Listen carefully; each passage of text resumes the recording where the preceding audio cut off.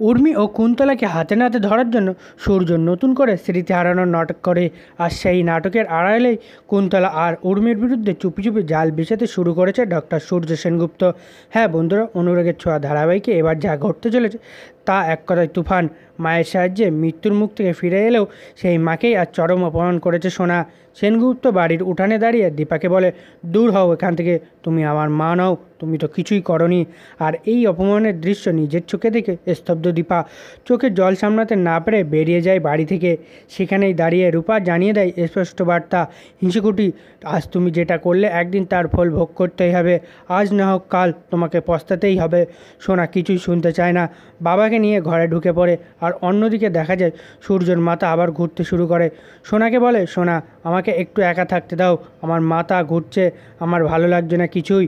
সোনা ভাবতে থাকে, এই পৃথিবীতে শুধু আমি আর তুমি মা আমাদের জীবনের একমাত্র কাল হয়ে এসেছে। এবং তখন উর্মি আর কুন্তলা দরজার ফাঁক দিয়ে দাঁড়িয়ে পুরো দৃশ্য দেখতে থাকে আর হাসতে হাসতে বলে, এই বাবা মেয়ে মিলে আমাদের কাজটা কত সহজ করে দিচ্ছে। এবারও সূর্য কিছুই মনে রাখতে পারেনি, তবু একটা ভয় উর্মির মনে থেকেই যায়। কুন্তলাকে বলে, যদি সময় মতো ওষুধ না দিই তাহলে কিন্তু দাদার সব মনে পড়ে যাবে। আজকেও তো দীপা দীপা করে সারা বাড়ি খুঁজছিল। কুন্তলা ফিসফিস করে বলে, চিন্তা করো না, ওষুধের ডোজটা বাড়িয়ে দাও।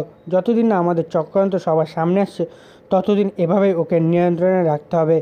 এরপরে যা ঘটল সেটাই হলো আসল চমক।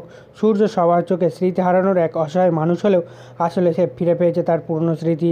সে মনে মনে বলে, আমি সব কিছু জানি, আমি ফিরে পেয়েছি আমার স্মৃতি, কিন্তু কাউকে বুঝতে দেব না। আমি নাটক করে যাব। আমি জানতে চাই কারা আমার বিরুদ্ধে খেলছে আর কারাই এবার আমার মেয়েকে ভুল পথে চালিত করেছে। সূর্য এবার ওষুধ খাওয়ার নাটক করে ওষুধ মুখে দিলেও গেলে না। আড়াল থেকে দেখে সূর্য উর্মি ওষুধ দিয়ে কুন্তলার কাছে গিয়ে বলছে, আপনার কথা মতো ওষুধে আবারও ওভারডোজ দিয়েছি, কিন্তু বেশি দিন পারবো না। কাউকে যদি সন্দেহ হয়ে যায় তাহলে আমাদের ধরা পড়ে যাওয়ার চান্স আছে।